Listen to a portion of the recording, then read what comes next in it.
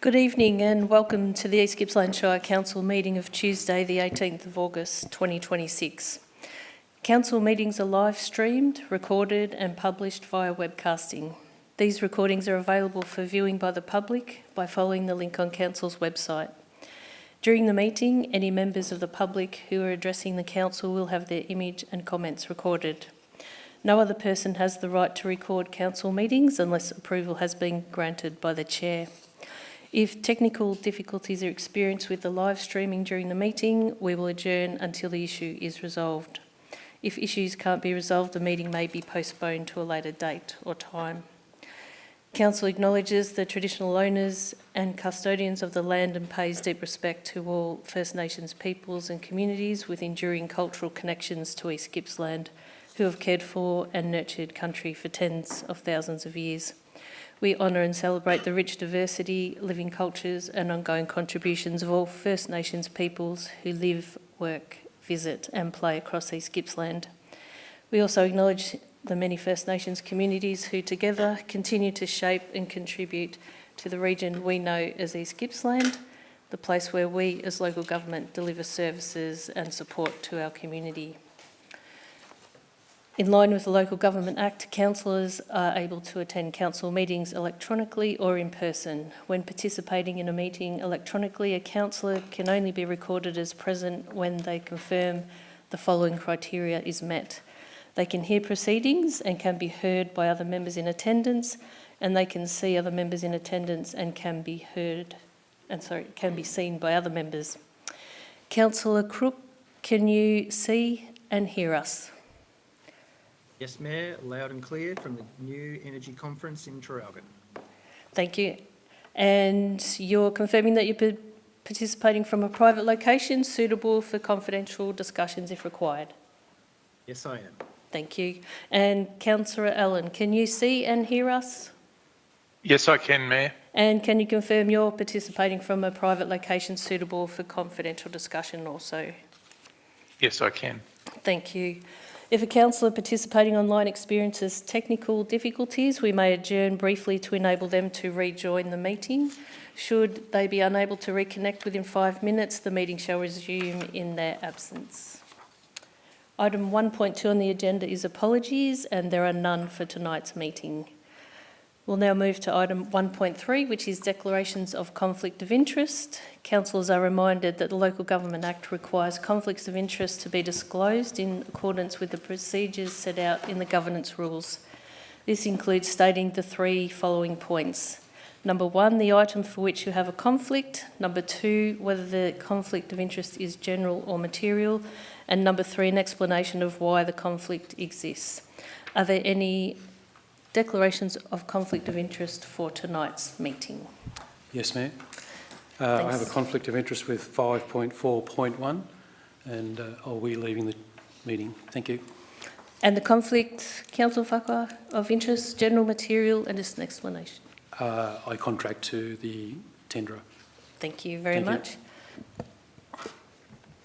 Ms Hello. Johnson. Thank you, Mayor. So I also have a conflict with item 5.1.1. It is a general conflict of interest because I'm not a decision maker, and it's because I have a property within the vicinity of where that planning matter is being decided. Thank you, Ms Johnson. Once we reach the relevant items, those with a conflict of interest must leave the meeting before discussion can begin. You'll be invited back into the meeting once the item has been completed. Next on the agenda is confirmation of minutes. Councillors, the minutes for the meeting held on Tuesday the 21st of July 2026 have been circulated to you, and I trust you've had an opportunity to review them. Do I have a mover for those minutes? Thank you, Councillor Eastman, and a seconder. Thank you, Councillor Farquhar. Councillor Eastman, would you like to speak to the motion? Just to say that an accurate reflection of the meeting. Thank you, Mayor. Thank you. And Councillor Farquhar, would you like to speak to the motion? No, thank you, Mayor.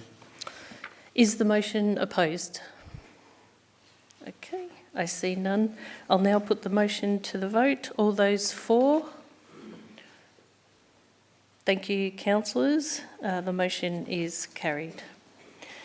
Please note that the next council meeting has been rescheduled and will be held on Thursday the 17th of September 2026 at the Corporate Centre, 273 Main Street, Bairnsdale, commencing at 2 p.m. on that day.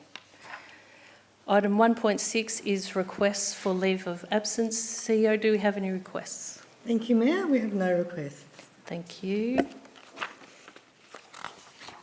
At this point in proceedings, I'd like to take a moment to acknowledge some special guests in the public gallery this evening. We have Poppy, Archie, Leo and Dylan from St Mary's and 754. They're here tonight as part of their Rotary Junior Community Award program. The Junior Community Award program is a program that encourages students to actively engage with their local community. In addition to attending a community meeting like this one, participants complete community service over a school term, take part in physical recreation, learn a new skill, and experience different aspects of community life such as cultural, environmental, artistic, and commemorative events. The program is designed to help young people build confidence, understand how their community works, and develop a sense of responsibility and civic awareness. Their attendance at tonight's council meeting contributes to that requirement and provides an opportunity to see local democracy in action. Your participation in this community program is commendable, and we're delighted to have you observing tonight's meeting. To recognise your involvement and commitment to learning about your community, I'm going to present a couple of pins. So if Poppy, Archie, Leo and Dylan would like to come up, we'll do that now.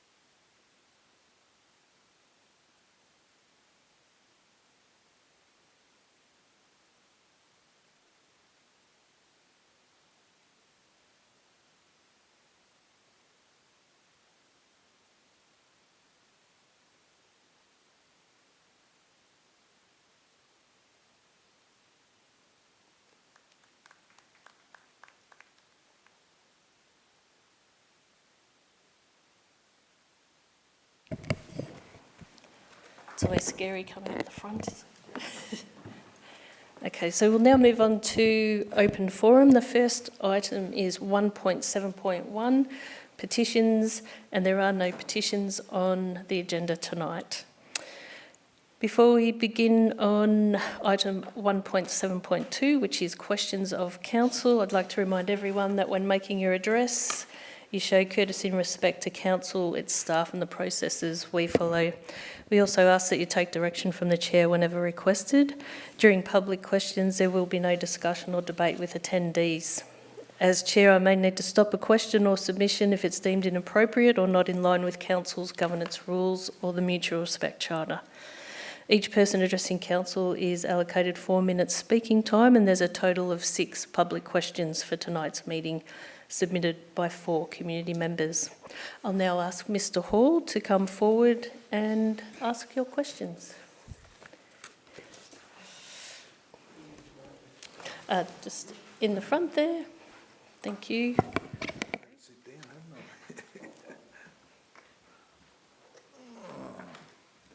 I? I'll put my glasses on just in case.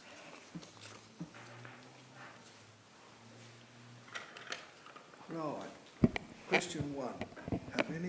Have all the councillors inspected the proposed site at 236 Bullumwaal Road, Wire? Question. Yeah, and the next question, we'll just get you to read those and... Oh, we've got different questions. Moment. Mr. Hall, we had you asking some different questions. What, sorry? We had some different questions that we thought were submitted from you. Is that correct? Or No, I've got a different one. okay, well, Okay, go. so we have All that right. question that's been That's all submitted right. from Ms Sharp. Sorry.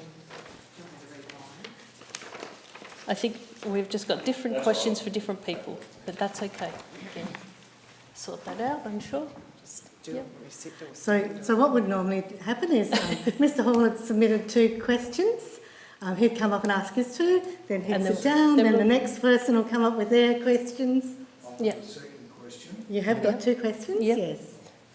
are all councillors familiar with the site at 236 Bullumwaal Road, and happy with the development proposed there? That's both my questions. Yeah, it might help, mate, if you just bring the microphone down. Okay. Oh, sorry. Yeah, All right. there you go. I'll say it again. Are all councillors familiar with the site at 236 Bullumwaal Road, Wyong, and are happy with the development proposed there?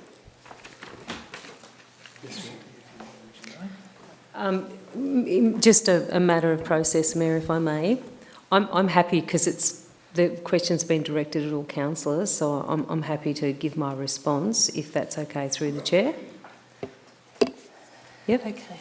So I am familiar with the area, having grown up in Wyong when I was young'un, and I haven't physically been out to the site myself just recently. Some of the other councillors have, but I've got lots of aerial photographs, maps, and we've been briefed quite thoroughly on it. In regards to the commentary around, am I happy with the proposal? That's a really emotional, reflective question. I can be guided by the officer's recommendation, and I can certainly be guided by the people that I've spoken to about this proposal. So it's a very difficult question to ask because we have to not have an emotional bias, but I do understand and can reflect that a lot of the objections that I've seen, it's clearly that there are people in the community who are not happy, and I do accept that. Yep. Thanks. Thanks, Councillor Excuse me. Buckley. Just a matter of interest, unless you actually go out there and have a look and see down there. How steep the block is, yeah. All right. Yeah. Yeah. Councillors, I'm going to quickly, not quickly, but I'm going to go around the room to see if others would like to respond. Yeah. Thank you, Mayor. Through you, Mayor. Yes, I have been out to the site. Well, yep, and we are well briefed, so the staff have given us a good briefing on the whole thing with the land capability studies, the whole lot, so. Thank you, Councillor Farquhar. Councillor Travaskis. Yes, I've been out to the block and just looked over the edge. It does seem quite steep. Thank you. Thank you. Councillor Allen. Thank you, Mayor. I've been out there twice, once when this proposal was going before a PCM and just in the last week or so. Thank you. Councillor Crook. Yes, in response to the resident's question, I'm familiar with the site. I've been out there in recent months. Thank you. Thank you. Councillor White. The answer from me is of recent times, yes, I have not driven onto it, but driven past. So well aware of the site. Thank you, Councillor White. Councillor Davis. Thanks, and through you, Mayor. My answer is I haven't been there recently. I have been there in the past, but I'm very familiar with the area. I have in the past lived in close proximity to the proposal. And Councillor Eastman. Thank you, Mayor. Yes, I've driven out to the site, driven up and down the road and have a look around at the nature strip beside it, and yeah, so I feel like I've informed myself, and we've certainly been well informed by staff. Thank you, Councillor Eastman. And I can also confirm that I've been past the site and am aware of where it is as well. So thank you, Mr Hall. Was that your 2 questions? I'm just checking in. Fantastic. Thank you. Wonderful. All right. If you would like to take your seat, and we'll go to, yep. We will. Let me just get to my page. Ms Sharp. Thank you. Thank I guess that question has been asked and answered with the qualifier of that you really do need to stand on the site and understand the drainage and the elevation and the other things that all the people here today are complaining about. You cannot appreciate it from the service lane or Bullumwaal Road. That's it. Thanks. Question? Respond. Mr Stevenson, if you would like to respond. That's Thank okay. you. Just from a procedural position. Thank you. So there's, obviously there's no requirement for councillors to visit sites which are the subject of planning permit applications. However, as we've heard tonight, councillors, when they know the location, very often do go out and have a look on site, and especially when we have a number of objections, obviously. As mentioned in here as well, councillors have been briefed on the application and also participated in a planning consultation meeting where we had the opportunity to receive an overview of the project and hear from both the proponent and those making objections. So just to add a little bit to round that one out. Thanks, Mayor. Thank you, Mr Stevenson. Mr Keys, are you here this evening? Would you like to come up and ask your questions? Thank you.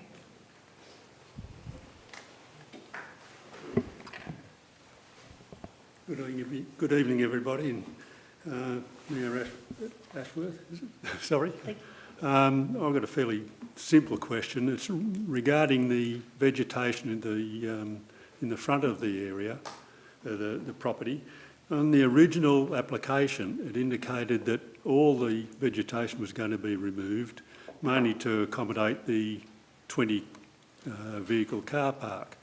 Then there was an amended application, which was on the 22nd of May, which then changed the application to an 18 vehicle car park.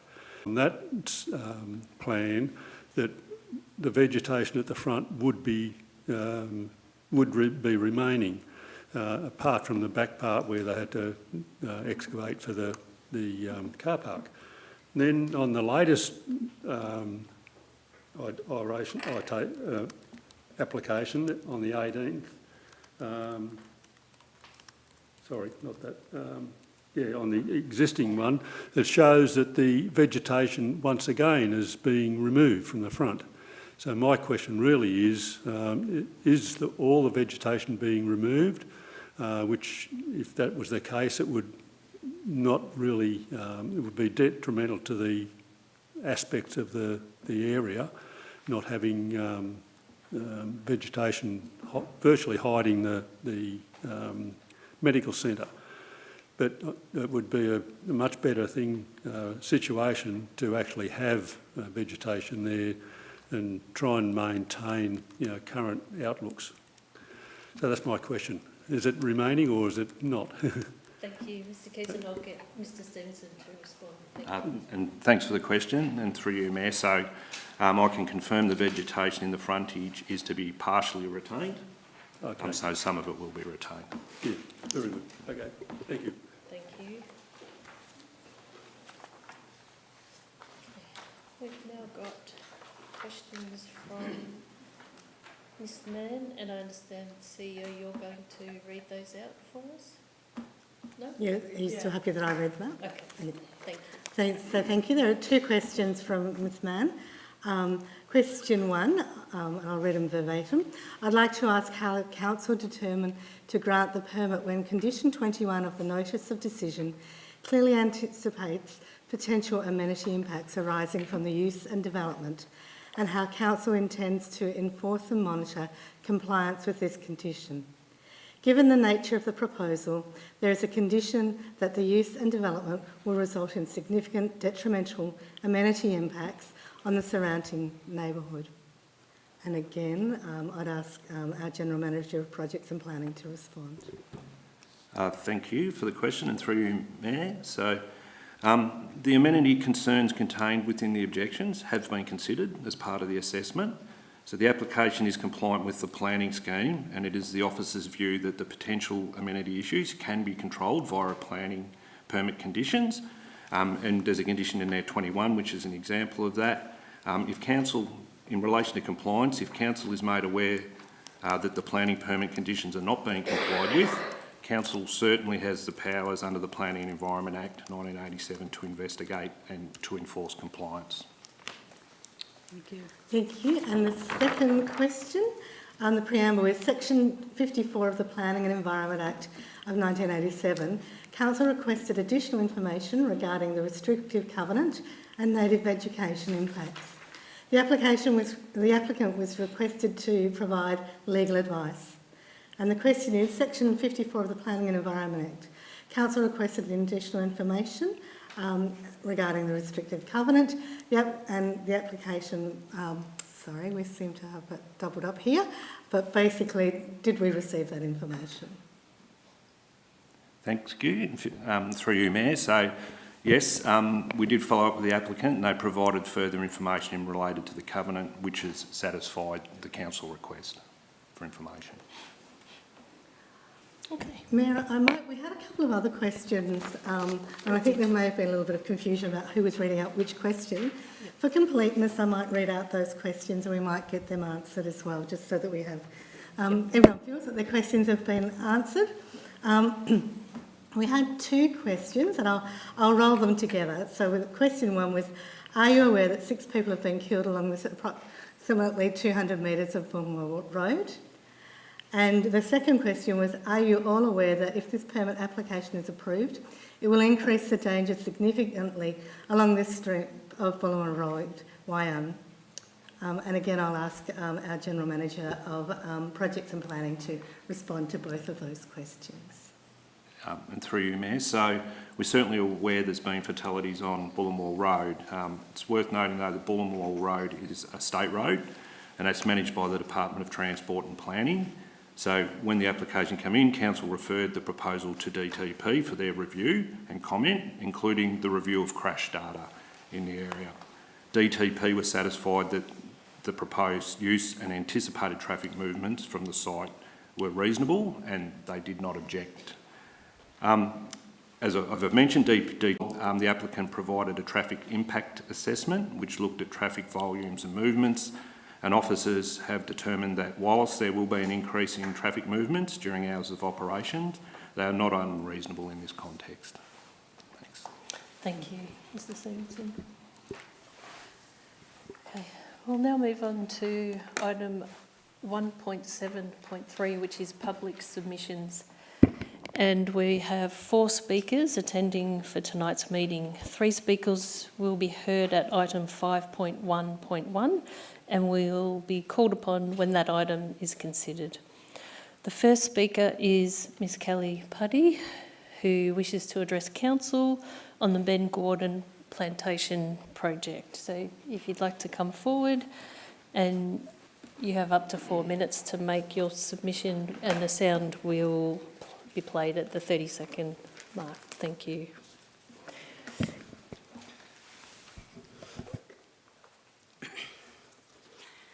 Mayor, councillors, thank you for allowing me to speak tonight. My name is Kelly Puddy.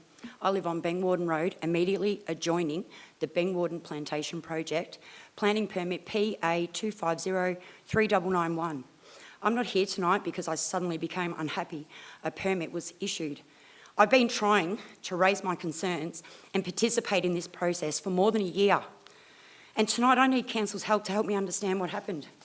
13th of August 2025, Council's Planning and Development Manager advised me in writing that surrounding landowners would be formally notified and I would have an opportunity to object. September 15th, 2025. Kelly? I'm very passionate. Are you very passionate? I get that, but take a breath, slow down. I've only got 4 minutes. It's okay. I'm going to say slow down, take a breath, relax, and maybe have a drink and breathe. We're here to listen, so just, talk to us. On 15th of September 2025, I was advised that Council had referred my previous correspondence and summarised my concerns to DTP. On the 24th of September 2025, after I'd supplied further information and photos, I was again told I would have an opportunity to comment when the application was formally advised. 22nd of October 2025, I was again advised that I would have the opportunity to lodge a formal submission, which would be considered by the Minister. Then in January this year, I specifically asked a councillor for her assistance to make sure I did not miss any formal notification or submission window. The permit's now been granted. The plantation is being established right next to me. I never got to make the formal submission I had repeatedly been told I would have the opportunity to make. I'm not accusing any individual of deliberately excluding me, but I'm asking council, how did this happen? Long before approval, I had raised concerns about my existing bore, groundwater, chemical use, runoff, bushfire risk, access, my horses, my livestock, my amenity, and the effect this development could have on my property. These weren't concerns I invented after approval. Council had received them. On September last year, I'd also told Council that what was happening next door and my attempts to understand and respond to it was seriously affecting my work, home life and wellbeing. In October, I provided Council with a letter from my treating psychologist, and then in January, my dad died. I'm not a planning expert. I'm a daughter, a worker and a small rural landholder trying to understand what the hell I'm meant to do. So when Council's own planning department repeatedly tells me there would be a formal opportunity to participate, I really relied on that advice. I can't go backwards and recreate an opportunity that has already passed. So tonight I'm asking Council for three things. First, please establish what happened to my opportunity to formally participate and what happened to the concerns and information I'd already provided. Second, please assist me in obtaining and understanding Council's records concerning my property. And I want to understand Council's involvement in PA 25039991. Third, please come to my property. Stand where I stand, because despite everything I have raised, no one from Council has been to my property to see where I live. I understand Council was not responsible for the responsible authority for this permit, but look at the process from my position. Council was directing me toward DTP and the Minister. Then the state MP was directing me back to Council. I was separately dealing with the proponent, CFA, EPA, Agriculture and Commonwealth agencies. Make this make sense, because I couldn't, and please help me establish what happened with Council's own involvement, what happened to the concerns I'd already raised and where I go from here. Thank you.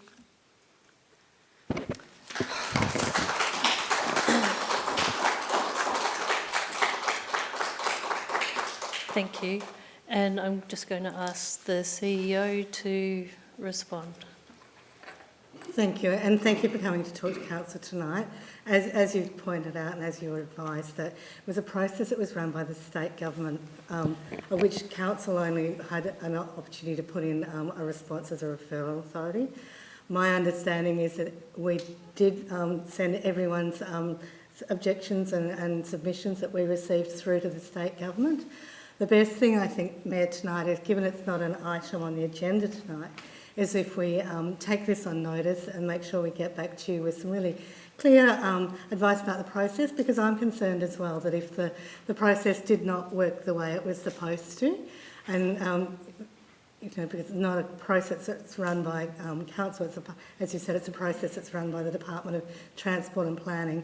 I'd like to understand why, because we were told that neighbouring property owners would be contacted and given that opportunity to voice your concerns or your support or whatever it was for the application. So I think, Mayor, tonight, I think we've all heard loud and clear your concerns and your distress. Can I respond to that, please? And I'm really sorry for your distress. And I think the best thing is for us to sit down and really go through that with you and then follow it up with the department for you and with you. Okay, because I understand it was a ministerial process, but what I'm asking Council is to help me establish how I went from repeatedly being told I would have a formal opportunity to participate to the plan being granted without me being able to have that opportunity. I think that's what I need Council to help me understand. And through you, Mayor, I think all of us want to understand that as well, because that's certainly not what we were told the process was by the state. department. Thank you, Yeah. because that's exactly what I was asking council to do. Thank you. Thank you for being here tonight.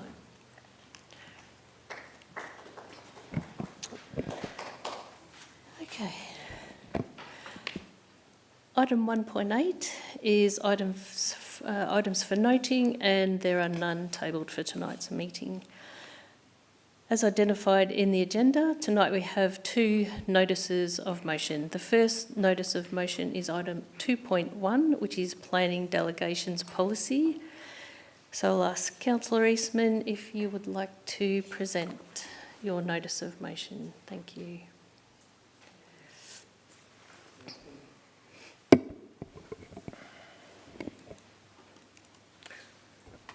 Thank you, Mayor, and through you. I'm putting a notice of motion forward tonight asking officers to write a report regarding extending the time that councillors have to respond to a notice of intent to refuse a planning permit from 7 days to 14 days.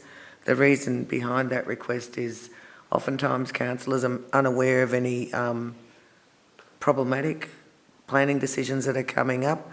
They won't find out about intended refusal till the Friday, 7 days before the refusal is actually determined and the parties are involved. And I don't feel that that's near enough time for councillors to really investigate matters and respond to residents' concerns properly. Originally, the notice of motion was asking for an immediate extension from 7 days to 14 days. That has had to change because under the governance rules it's required that we have a report on first on the implications of the changes. But I'm hoping that when that comes through we'll get a very balanced report and be able to extend the time that councillors have so that we can make decisions to support our community as best we can and make sure our decisions are informed. Thank you, Mayor. Thanks, Councillor Eastman. Councillors, I'll just check to see if there's any questions of clarification in regard to the notice of motion that you would like to ask, Councillor Eastman. Okay, I see none. So I'll now call on Councillor Eastman to move her motion. Thank you, Yes.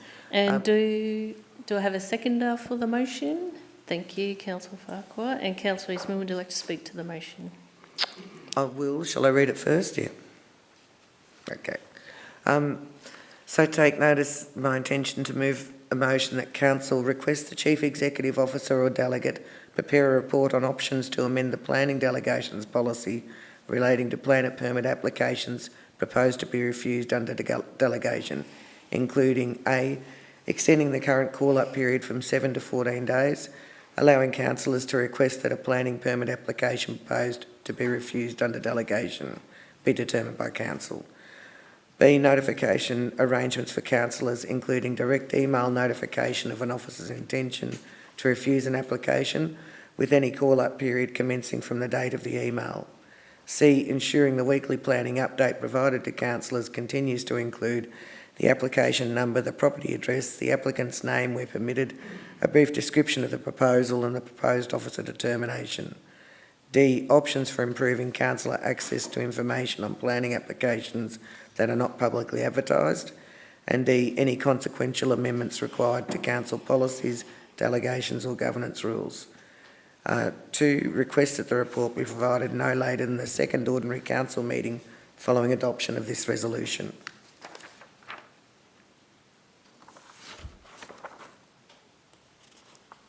Thank you, Mayor. Thank you. And Councillor Farquhar, would you like to speak to the motion? Thank you, Mayor, and through you, Mayor. I'd just like to congratulate Councillor Eastman for the background work that she's done on this motion, and it is extremely hard to catch up with all the information regarding these applications. As a full-time person and part-time council, giving us those 14 days is what it's all about, to give us that extra time to find all the information. So thank you. Thank you, Councillor. Excuse me, Mayor. I haven't actually spoken to the motion. I've only just put the motion. Okay. Sorry, no. Sorry. Okay. Thank you. Yep. Thank you, Mayor, and through you.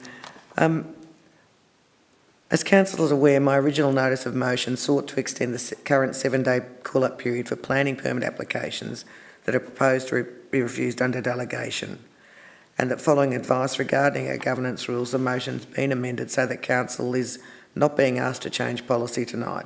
Instead, it requests a report on the available options, their implications, and any consequential policy or governance changes that may be required. While the form of the motion has changed, the reasons behind it have not. Importantly, this motion is not about taking decision-making away from officers or undermining delegated authority. Delegation is a critical, necessary part of an effective planning system, and the overwhelming majority of planning applications are appropriately determined by officers under delegation. Nor is this about councillors seeking greater control over planning decisions. Councillor call-ups are exceptionally rare. Across the many hundreds of applications considered under delegation, only a very small number ever raise questions about whether council consideration may be warranted. In those uncommon cases, councillors may be approached by community members or become aware of information suggesting that an application deserves closer consideration. When that happens, we need sufficient time to gather information, understand the planning context, seek clarification where appropriate, and make a well-informed judgment. The current 7-day timeframe for call-ups when refusal is intended can be quite limiting, particularly when notification of intended refusal occurs immediately before weekends or public holidays.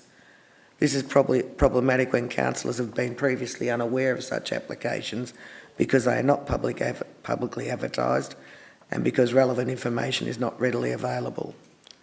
I also believe that our community expects that in those rare circumstances where concerns are raised, councillors should have a reasonable opportunity to properly understand the issues before deciding whether council involvement is warranted. That expectation is not inconsistent with delegation. It is part of good governance.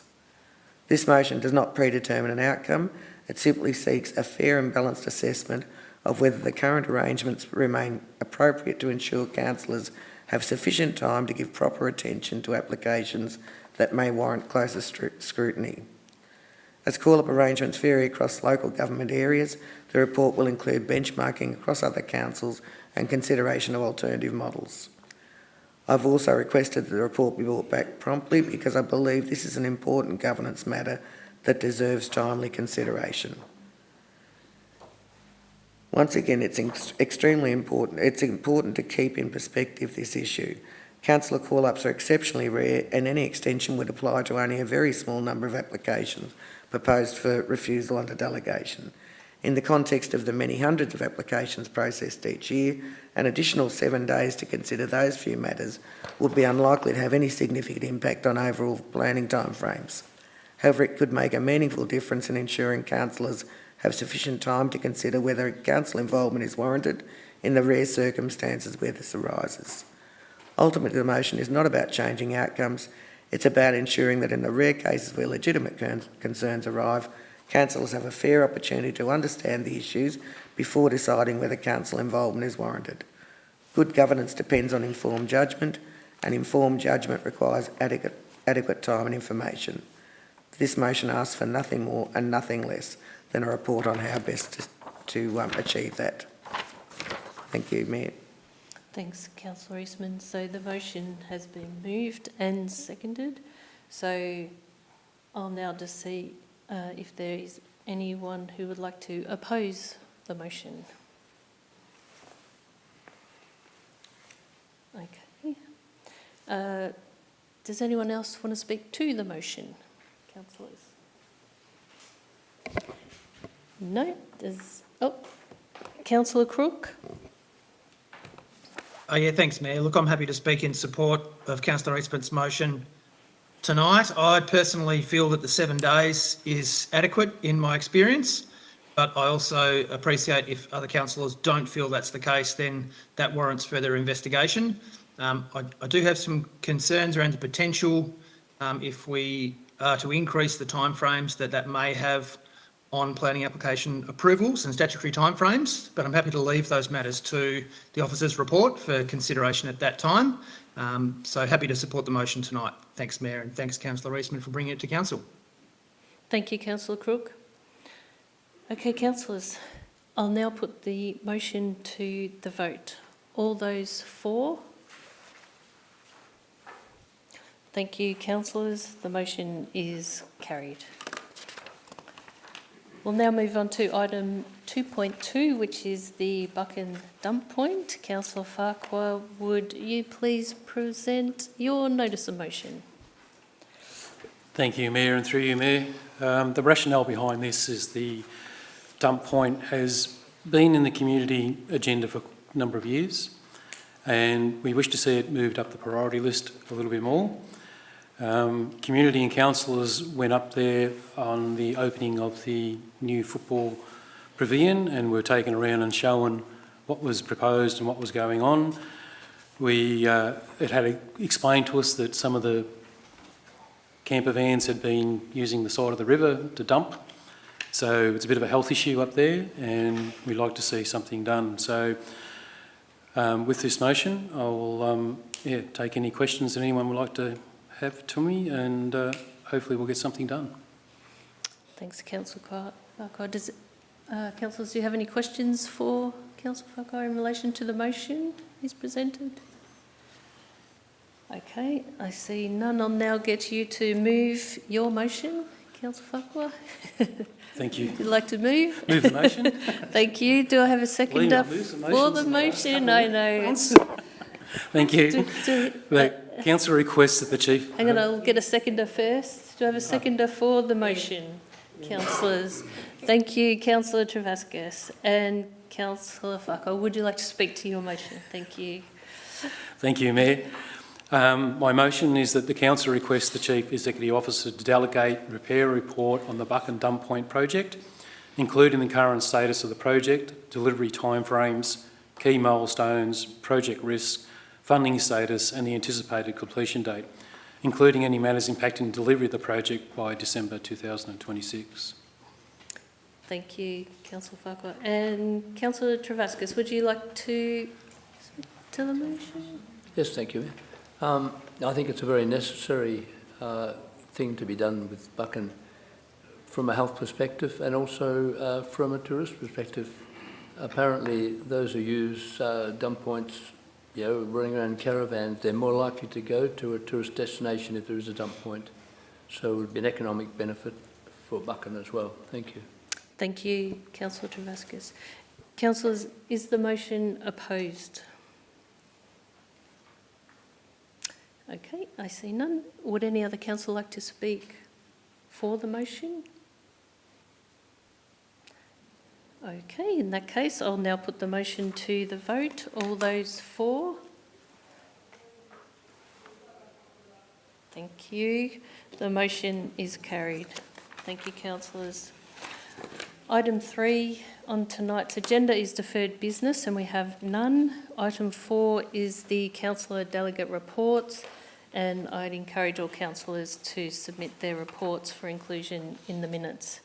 We'll now move on to officers' reports, and the first item is 5.1.1 from the Projects and Planning Directorate, and it's planning application 5.2025.361.1, which is 236 Bullumwaal Road, Wyong, use and development of a medical centre. And Ms Johnson, you've declared a conflict of interest in this item, so I'll get you to leave. Thank you very much.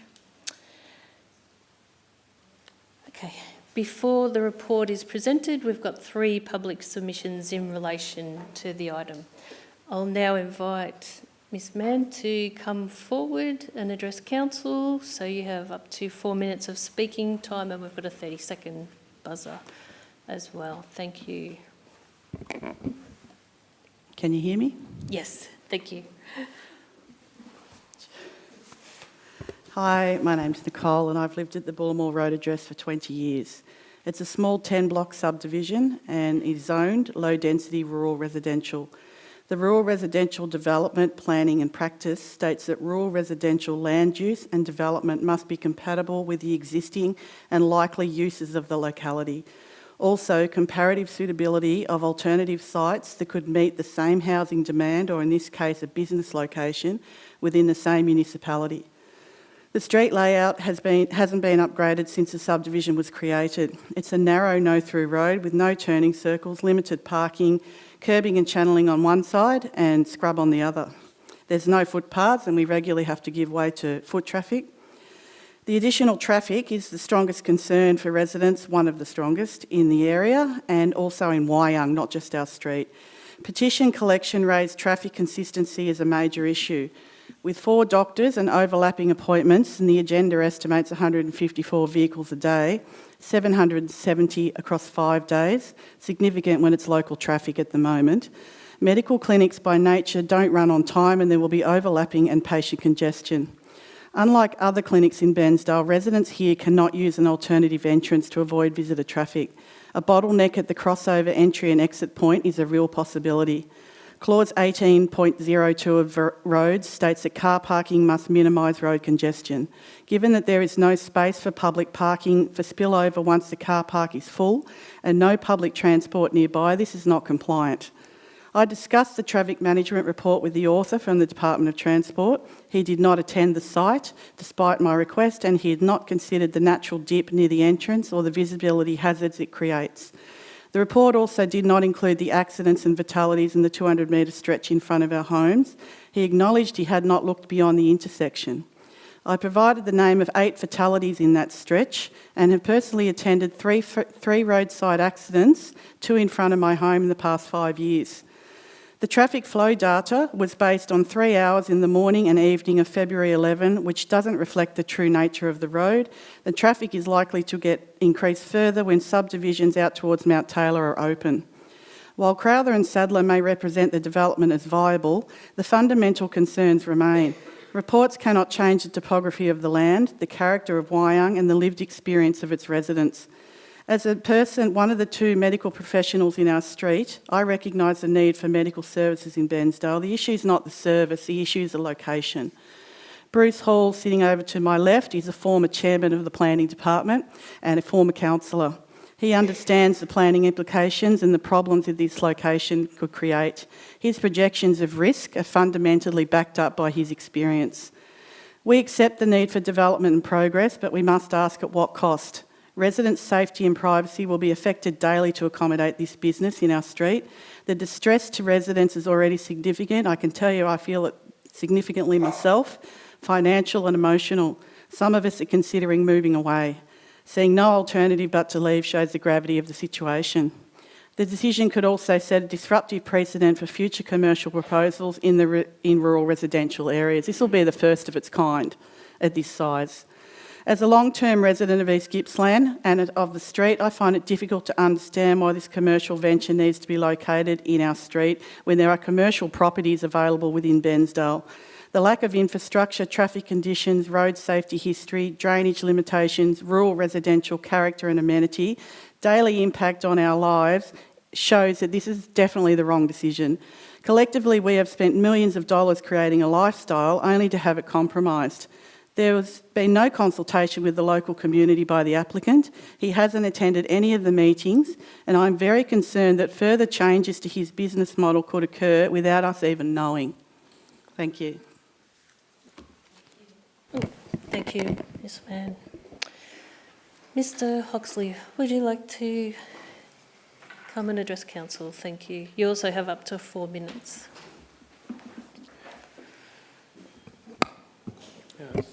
Thank you, Madam Mayor. Councillors, appreciate the opportunity to make a further submission on this matter this evening. The application's been through quite an extensive process, as I'm sure you're aware, both with public notification, then a consultation meeting, and as I understand, or was at least led to believe, further consultation with residents following the planning consultation meeting, and after which we had commissioned and presented a traffic impact assessment. That was done so quite voluntarily, I'll say, not at the request of the planning department. It's not necessarily a mandated requirement as part of an application, but it was nonetheless brought forward following the concerns raised by the objections and reiterated in the planning consultation meeting.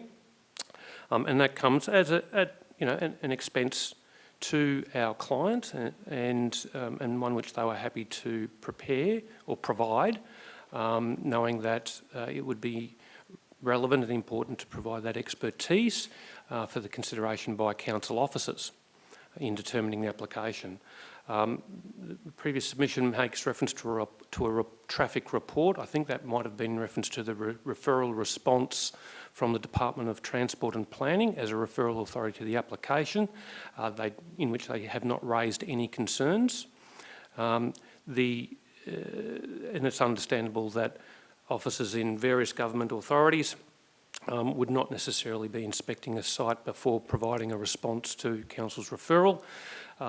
The traffic impact assessment that was prepared by the traffic consultant, One Mile Grid, they certainly have attended the site and inspected the site in preparing their assessment and subsequent recommendations. And again, it has been found that the capacity of the road network to accommodate the additional vehicles anticipated from the proposed use can certainly be accommodated and would not exceed the capacity of the road network, nor result in an unacceptable traffic load and traffic movement through the hours of the proposed use. In terms of compatibility, I'd again reiterate, the use of a medical centre is allowed within the zone. It in fact can be an as of right use where certain conditions are met and would not otherwise require a planning permit. In this case, the floor area of the proposed medical centre will exceed the 250 metre threshold prescribed as an as of right use.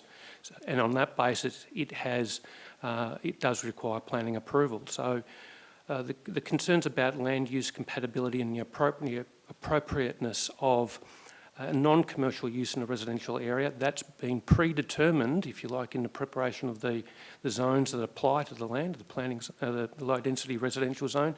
It is acceptable, and it's to the point where it's even acceptable to not require a planning permit under certain conditions.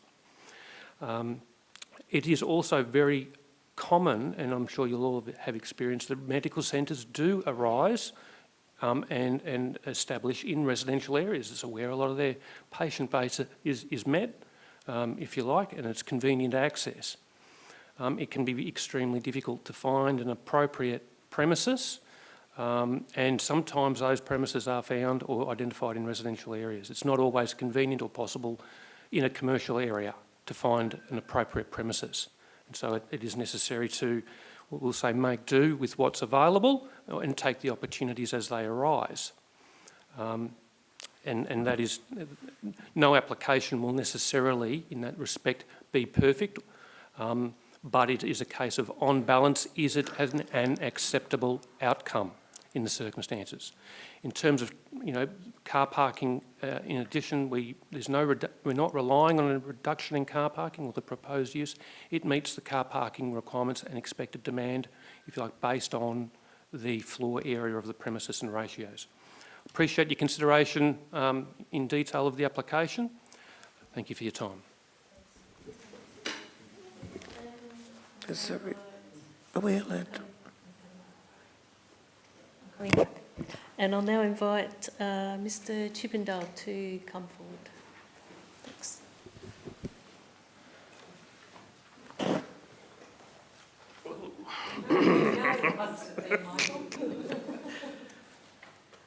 Thank you all, and I just thank everyone, the councillors and those here present, for allowing us to speak to this tonight, to the plan application in Bullumwaal Road. I want to make it clear from the outset that I'm not opposed to any medical facilities or services. My objection is to where this medical centre is proposed to be located, the intensity of the proposed use and the impact that intensity will have on an established low-density residential neighbourhood, and particularly on my home, which is directly below the development. The existing property is a residential dwelling, what is being proposed is not simply the refurbishment of a house, it is a fundamental change in how that property will operate. We didn't buy those properties because we had to. We bought them because we could. We wanted a changing lifestyle. We bought those properties to have a lifestyle in a low-density residential community. If I'd wanted to buy a property in an industrial area, I would have lived beside IGA in Eastwood. Council, I ask you to consider why this medical centre needs to be here. Bairnsdale already has an established medical and commercial areas. Commercial and medical precincts exist for a reason. They are designed around higher levels of traffic, parking, deliveries, services and commercial activity. A density residential neighbourhood is designed around a very different set of parameters. So why take an existing resident property and introduce this potentially more intensive commercial use into a low-density residential neighbourhood? I believe council should be asking, is this simply a case of making a commercial use fit onto a residential block because the existing building happens to be there? Or should be asking, is this actually the right location for a medical centre? In my view, it isn't. I have concerns about the stormwater and wastewater. Obviously, I live below the property. The site is unsewered, sloping and has poor soil permeability. The council material provided acknowledges that the site has limited wastewater capacity and requires a highly maintained and managed wastewater system. My residence is downslope from the proposed development. This makes this personal, but also makes it a legitimate planning concern. This land is landlocked. It has no access to off-run into East Gippsland waters or East Gippsland catchment meadows thing. It has to be contained on that site. In recent wet weather, I observed there's a significant amount of water that flows from the mentioned block onto our property as there's no retention or water diversion installed. With additional hard services, parking, traffic in areas, that would be an increased stormwater to manage. With a medical centre replacing a single dwelling, there is substantially different wastewater demand. Council needs to be absolutely satisfied that the stormwater and wastewater can be contained on the site without transferring the risk to properties below or in the surrounding environment. Another matter I'd like the council to consider: when this application was originally presented, the planning material included a proposed additional residence on this site, as is still drawn on the testing documents provided. I acknowledge this residence has been subsequently removed from the proposal, apparently to reduce the impact of the development. However, I believe council should consider what that change actually tells us about the development and importantly what it may mean in the future. The removal of the secondary residence may reduce the impact of today's application, but it doesn't remove the question of where this site was ultimately heading. Precedent, finally asked question, councillors, I ask you about the precedent. If we take a low-density residential neighbourhood and progressively introduce commercial uses because an existing dwelling can be converted, we risk changing the whole character, one approval at a time. There is a broader concern that with what this development represents for the community, we cannot protect residential character if we continually make exceptions to it. I understand the community benefit of medical services, but community benefit does not automatically make every location appropriate. It introduces staff, patients, traffic, noise, wastewater, stormwater demands into a low-density residential environment, and my home sits directly below it. So I respectfully ask the council to step back from the question, can this proposal technically be managed, to instead asking the question, is this the right development, in the right location, in the right neighbourhood? I believe the answer is no. I respectfully ask council to refuse this application and protect the residential character and environmental integrity of our neighbourhood. Thank you. Thank you very much. Okay, councillors, are there any questions of clarification that you would like to ask of the three presenters tonight? Yes? I was hoping to ask while they were there. So. That's okay. Who would you like to ask a question of? Councillor Eastman?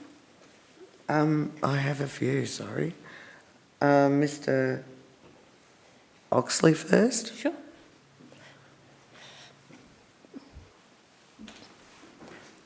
Thank you, Mr. Oxley.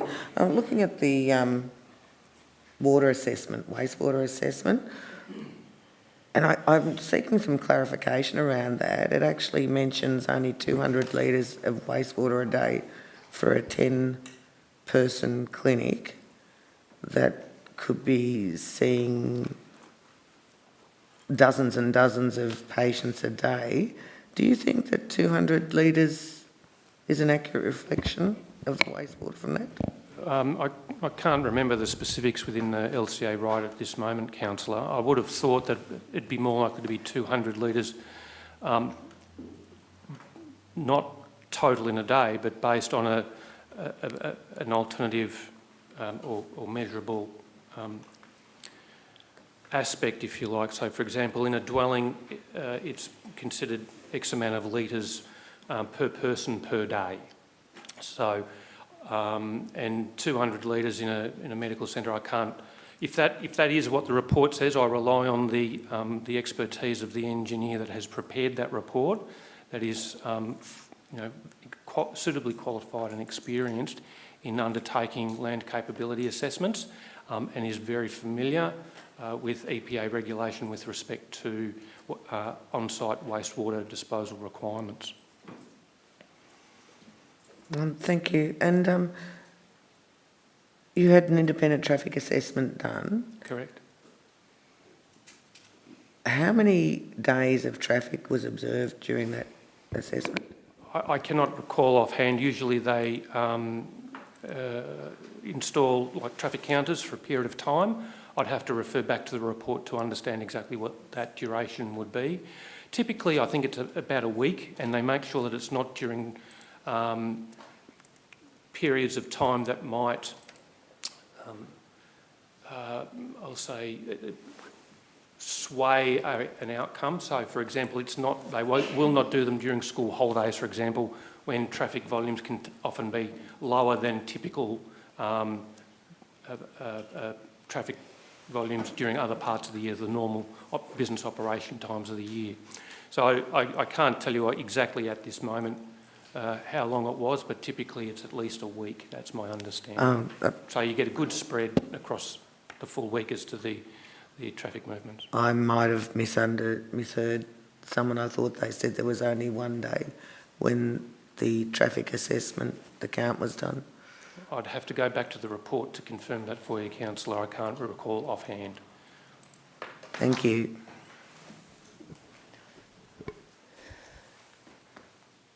Any other questions, councillors? Councillor Buckley? Thank you. So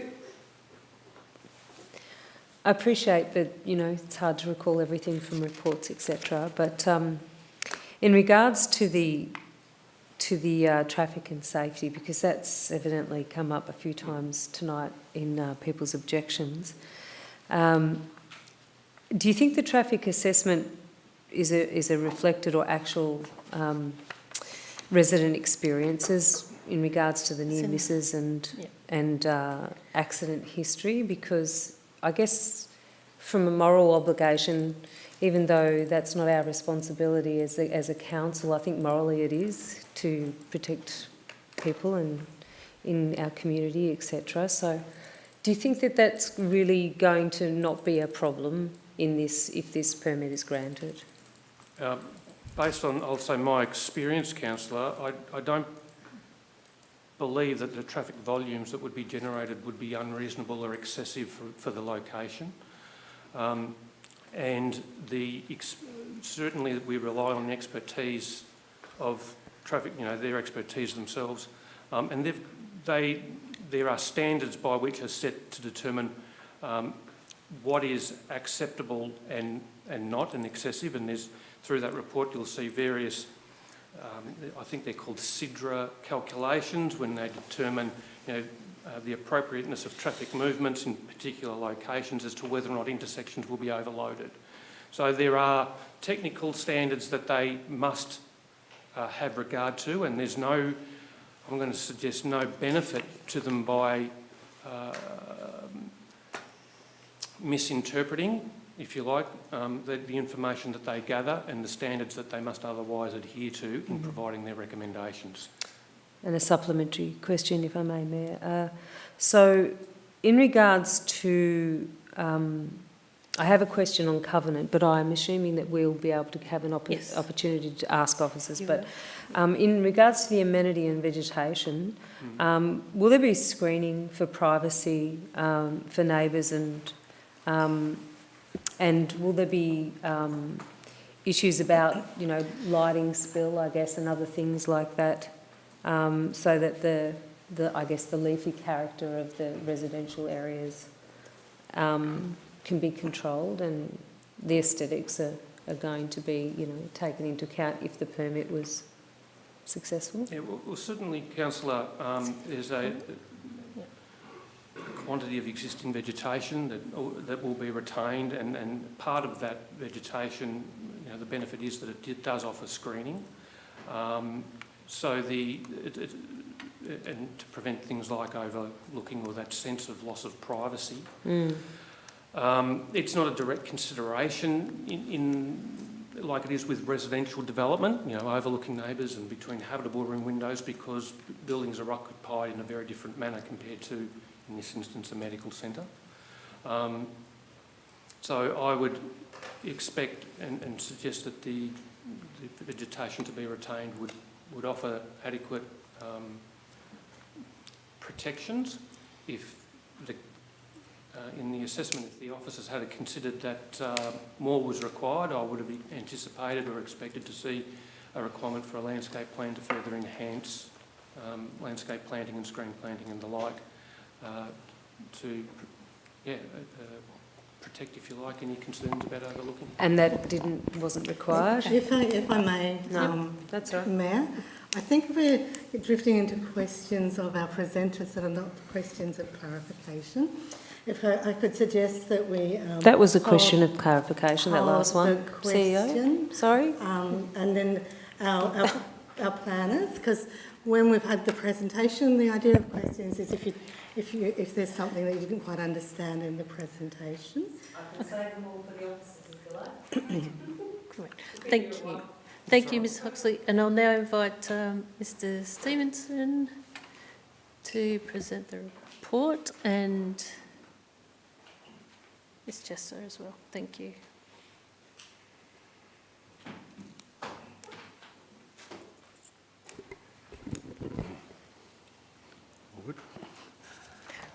Thank you, Mayor. So, councillors, before you is a report titled Planning Application 236 Bullumwaal Road, Wyong Use and Development of a Medical Centre. Planning Application 5.2025.361.1 seeks approval for the use and development of a medical centre, removal of vegetation, display of business identification signage, and for access to a road in a Transport 2 zone.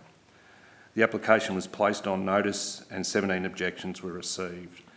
The objections raised concerns, as you heard tonight, relating to traffic safety, parking, environmental risks, appropriateness of the medical centre's use in this location, and amenity concerns. So council subsequently held a PCM, and officers also met with the objectors to further discuss their concerns. The officer's recommendation is that a planning permit application be approved with conditions. It is the view of the officers that the proposal is consistent with the planning scheme and that many of the concerns raised by the objectors can be managed through planning permit conditions. Also tonight, present with me is Kalindi Chester, Manager of Planning and Development, who's available to help to respond to questions. So, councillors, the report is presented for your consideration. Thank you, Mayor. Thank you, Mr Stevenson. So, councillors, are there questions of clarification regarding the report or the recommendation? Yes, Councillor Crook.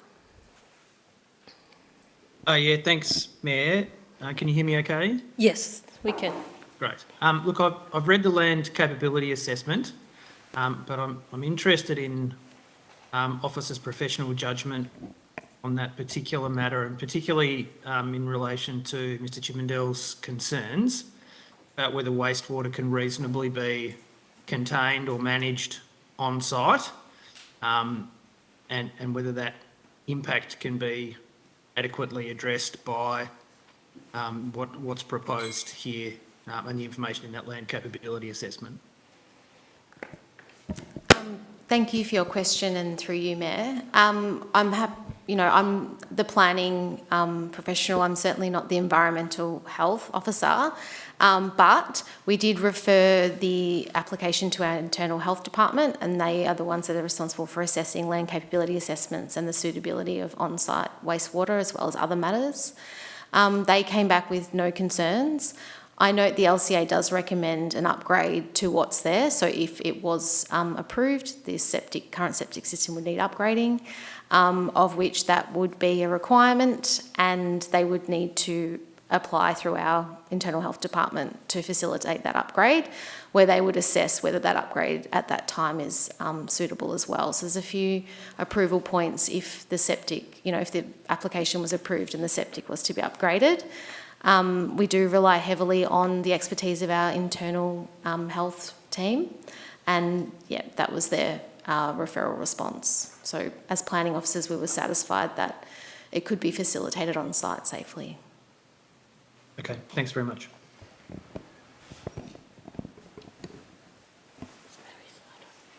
Councillor Davis. Thanks, and through you, Mayor. Clindy, I know you said that our internal health service has deemed this appropriate. I'm just not sure, looking at the block, how I've spent a fair bit of time in earth moving and water runs downhill. I'm not really satisfied how they are going to hold the water on that block. Water runs downhill, mate.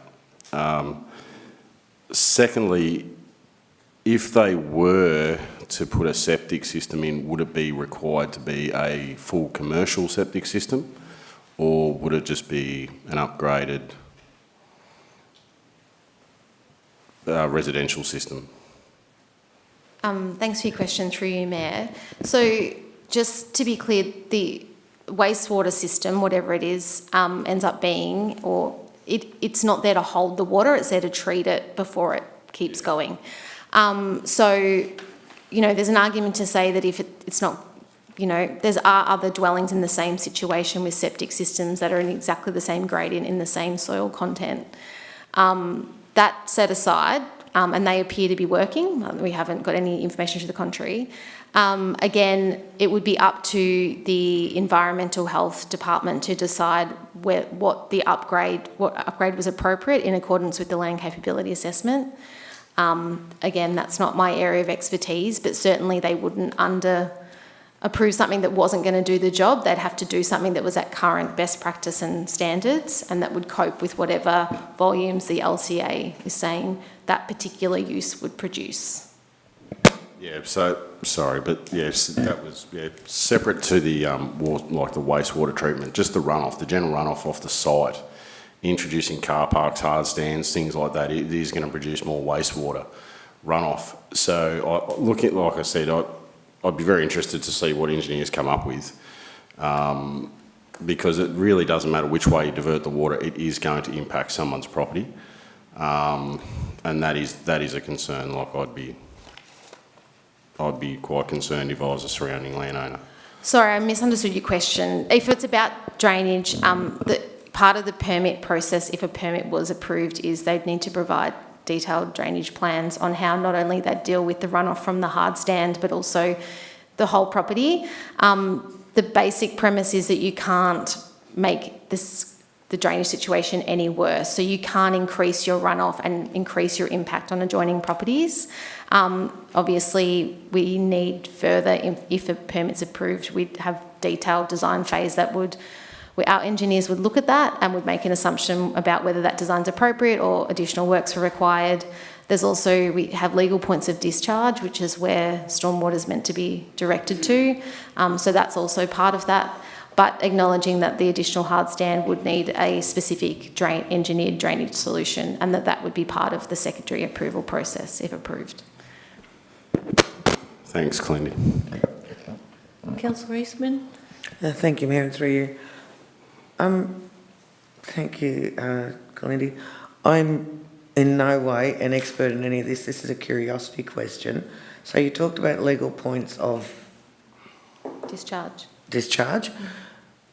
I'm just wondering, are there legal points of discharge or easements or anything along those lines on Mr. Chippendale's property that would absolutely ensure that he is not affected by runoff stormwater from the proposed development? Thank you for your question, through you, Mayor. That's complicated. Easements don't necessarily equal infrastructure, and easements aren't always for drainage. They can be for other purposes such as electricity or gas or whatever. So unless I went through the file and looked at the plan of subdivision and worked out what easements were whose and what was in them and who they were in favour of, that's a really hard question to ask. I could do it, but it would take me a while. I can't comment on the adjoining property. If, you know, legal points of discharge are different to easements, that's where council determines that developments need to connect into existing council infrastructure that manages stormwater. That might be your drains in the street, it might be existing drainage in easements that you share with your neighbours, etc. And then it's coupled with, potentially in this case, we'd need additional work done, so the legal point of discharge wouldn't be enough because we're acknowledging that there's hard stand and car parks and things like that, and that the design would have to look at a holistic approach of like, okay, so how do we deal with drainage and not make it any worse for the neighbours? We cannot impact on them anymore. Does that make sense? One more, if I may, please, Mayor.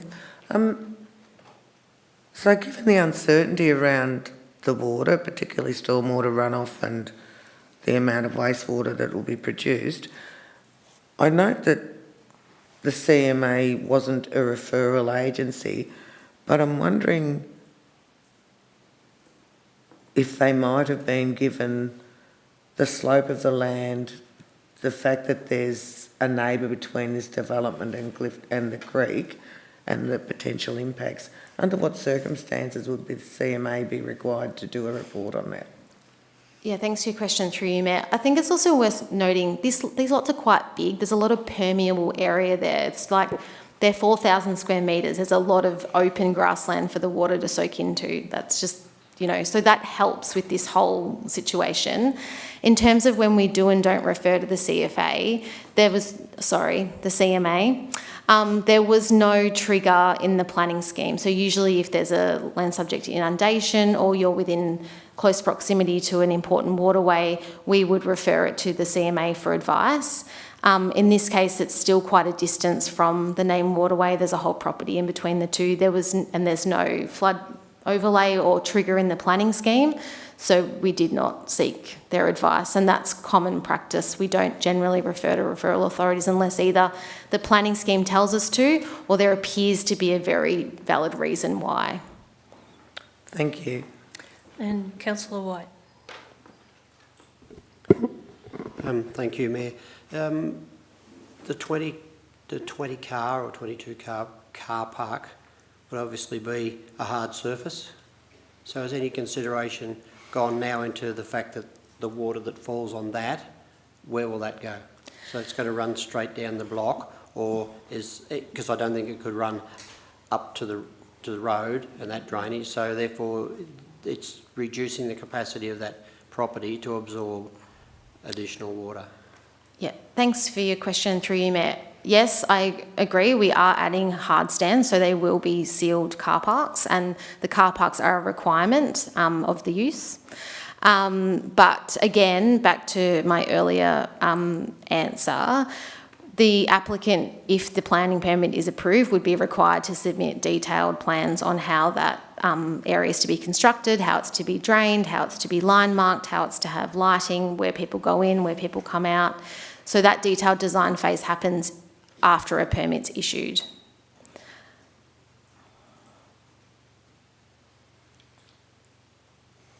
Well, just to follow up to that, it's after the permit. What if it's not achievable?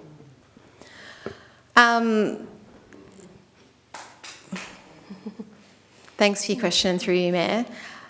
I think it's fair to say that it on a lot of this size, with the amount of area that's available and then the amount that's going to be put into car parking and hard stand, that there would be a reasonable engineering solution to both facilitating the car parking and draining it properly. If it was a very small site and it was very constrained, then certainly sometimes on rare occasions you may try and have these investigations done up front. However, it's extremely common practice of a lot of this size with this type of proposal that we either do or don't provide in principle support by way of the planning permit, and the detailed design comes as a secondary step. Just one other thing, it's not a question, it's an apology for actually asking you a question and putting you on the spot. So It's sorry okay. about that, Kalindi. That's my job. Okay. Councillor Buckley. Yes, thank you. And I won't have to ask as many questions because My fellow councillors have done a pretty good job so far. I guess I want to understand the covenant. So obviously the covenant's been legally checked, and my issue around that, or my question, is once the covenant has lapsed and finished, does that give the applicant the opportunity to then expand the operation that they've got there, or put extra buildings on, or etc. once that covenant has lapsed? Yeah, thanks for your question through you, Mayor. So there is a covenant that expires in about 4.5 years' time.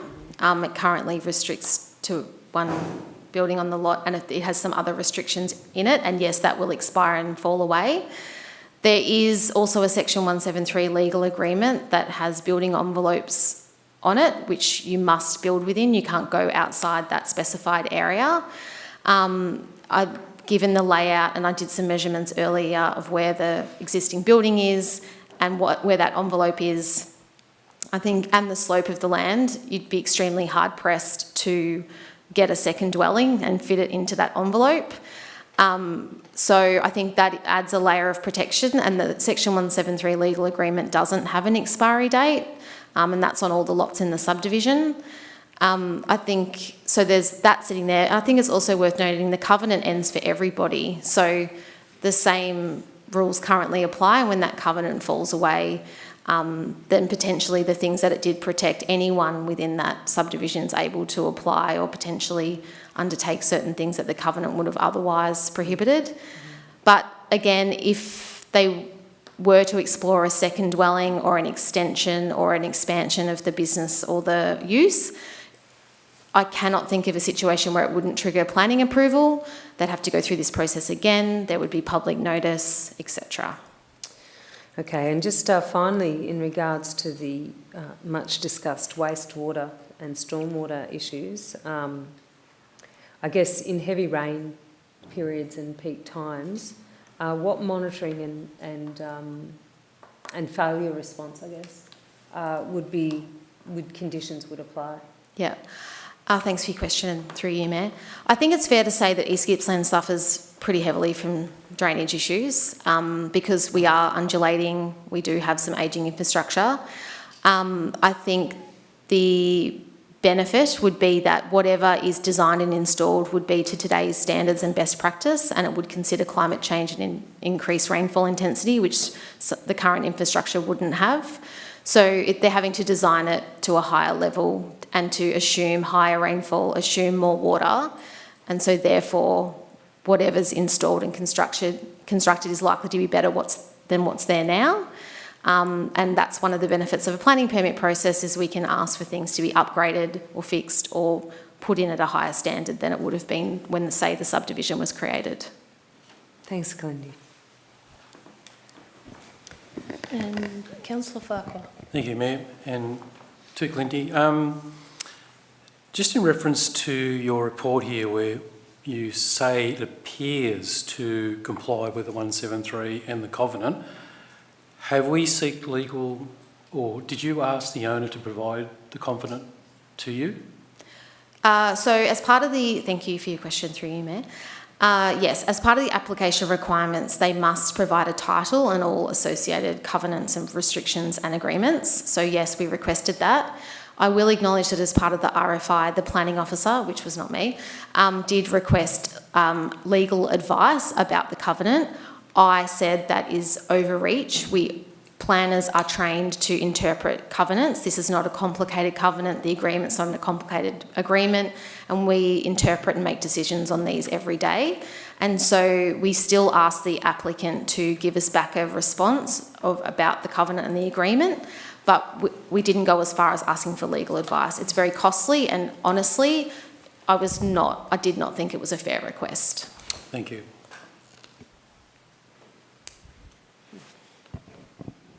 Okay. Is that a legacy microphone? Sorry, Councillor Buckley, just checking in.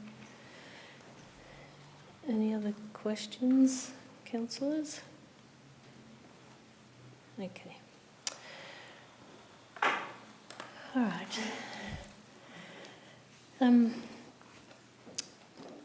There is a recommendation in the report. So I'll now call on any councillor to move a motion. Do I have a mover? Thank you, Councillor Allen. Do I have a seconder for the motion? Thank you, Councillor Crook. Councillor Allen, would you like to speak to the motion? Thank you, Mayor. I speak in favour of this motion because medical services are vital to our community.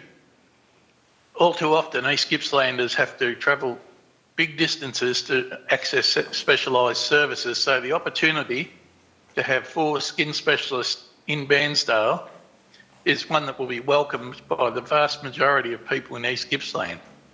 I note there has been a skin clinic operating in Meetung for some time in exactly the same zoning as the current proposal without issue. Given the use is permitted activity in the zone and that all referral authorities have no objection, I can see no reason to oppose this recommendation. Thank you, Councillor Allen. And Councillor Crook, would you like to speak to the motion? Yes, I would. Thank you, Mayor. Just to reiterate what Councillor Allen has said, and also to say that I always find these planning matters very difficult and probably the hardest part of my role as a councillor in balancing the community's concerns with the broader interests of the municipality. I do think in this instance that the applicant has managed to demonstrate that those concerns can be adequately managed. The questions I've asked around the land capability assessment, the traffic flow report. I'm of course aware that there is significant development proposed for further north from this area that will increase the traffic volume, but we've been assured that the roads are adequate to account for that increased volume. So on balance, I think that this proposal will be in the interest of the municipal community, so I'm happy to support it. Thank you. Thank you, Councillor Crook. Councillors, is the motion opposed? Councillor Eastman, would you like to speak? Thank you, Mayor, and through you. Look, I've carefully considered the application and I take note of Councillor Allen's reference to the need for medical centres, skincare and whatever, and as a patient at the Meetung clinic, I would note that it's a very, very different setup to what's been proposed here at the Bullumwaal Road, and a quick search of Google Maps will show the differences in terms of size and accessibility. In addition, I've carefully considered the application, the officer's recommendation, the expert reports and the submissions from residents. I want to acknowledge the objectors who have taken the time to engage in the process. Their concerns regarding neighbourhood character, residential amenity, traffic and the broader suitability of this development and its proposed location are genuine and deserve respectful consideration. While community opposition alone is not a planning reason for refusal, many of the issues raised by residents align with concerns that I have regarding the planning merits of this proposal. In particular, I'm not satisfied that the constraints of the site have been adequately overcome. The consultant's assessments identify significant site limitations, particularly in relation to wastewater management and servicing. Rather than demonstrating a straightforward planning outcome, the proposal appears to rely heavily on a series of complex engineering solutions to make the development workable. I've only got 2 minutes, have I? No, sorry. That was previous. Oh, right. To make the development workable. I have concerns that where development is so dependent on engineered responses to overcome fundamental site constraints, there is an increased risk that problems may arise over time, particularly if assumptions about performance, maintenance or usage levels prove incorrect. The wastewater management arrangements are of particular concern given the site's characteristics and the proximity of neighbouring properties, including those located downhill from the proposed development. I'm not sufficiently convinced that the potential risks have been addressed to the level that would give confidence to both the community and council. Any failure or underperformance of the wastewater system could have consequences beyond the site boundaries, with impacts falling on adjoining landowners who have no control over the operation of that system. I also remain concerned about the cumulative impacts associated with traffic generation, vehicle movements and the effect of the proposal on the amenity and character of the surrounding area. Ultimately, our role is to ensure that development is appropriate for its location and that any identified constraints can be addressed with a high degree of confidence. In this case, I'm not persuaded that that threshold has been met. Thank you. Thank you, Councillor Eastman. And Councillor Farquhar. Thank you, Mayor, through you, Mayor, and thank you, Councillor Eastman. Being a plumber, obviously I understand the water issues there, probably more than most of you guys around here, but the land capability report does rate this property as a poor 4. A poor 4 means it doesn't absorb the water that well. In their report, they have decided to step up from a normal septic system to a commercial system. But on top of that, which is only the 200 litres per day, which is 10 people working there. Toilet flush is 11 litres, so it's only 110 litres per day they've calculated on, not the people that actually come there. It's not envisaged that everyone goes for a half an hour appointment, that they will require a toilet. The 154 car movements, I mean, it's been clearly pointed out by the 17 objectors that they brought these properties for the rural lifestyle, not to have a commercial property built in the middle of their community. None of the objectors object to the medical side of things. Yes, we do need 4 specialists in that area, but there's plenty of commercial areas. There's Eastwood, Bairnsdale. So I cannot agree with what has been presented, even though the staff have done a very good job in presenting great reports. But I believe the runoff in those areas there will cause issues later. Thank you. Thank you, Councillor Farquhar. Councillors, is there any other councillor that would like to speak for or against Councillor White? Thank you, Mayor. I would like to speak against. Thank you. In listening to the objectors tonight, they've probably aired a lot of the views I'd formed previously in following the whole procedure. Foremost, for that area, I see this would cause an absolute loss of amenity to those people who live there. And then it's been mentioned by Councillor Farquhar and by the objectors, there are many sites around Bairnsdale that also are vacant or available to purchase that are in a commercial zone that would better suit this type of enterprise. And certainly I would support more medical facilities in this area, but not at Bullumwaal Road to gee, I was going to say, the buzzer never beats me. So therefore, they're the reasons why I can't support this proposal. Thank you, Councillor White. So, councillors, I'll just check to see if anyone else would like to support the motion. Anyone else would like to speak against the motion? Okay. Given there's no one else, I'm just going to speak to the motion. So I want to acknowledge residents who took the time to make objections and raise concerns about the traffic, the parking, the water waste, the vegetation and the amenities. The concerns are important, especially to those living nearby, and thank the residents for participating in the process.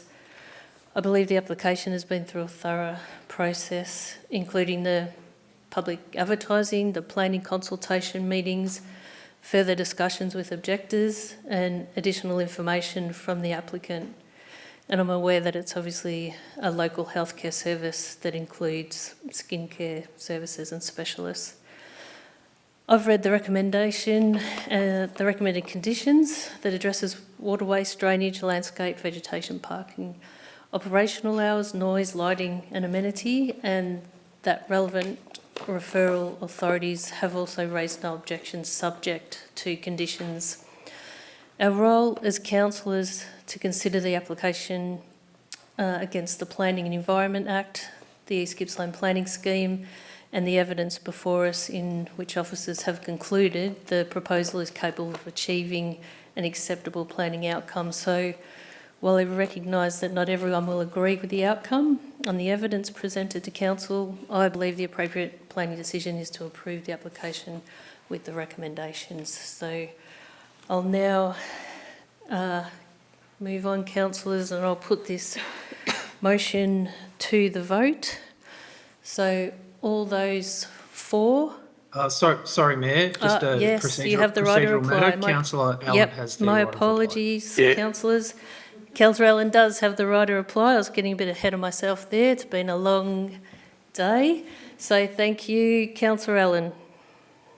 Thank you, Mayor. Look, I don't diminish the views that other councillors have raised, but this application meets the criteria for the zone that it's in. We talk often, especially with the rural land use strategy, about as of right, and except for the size of the building being a few square metres oversized as currently is, this would be as of right. It wouldn't be coming to council.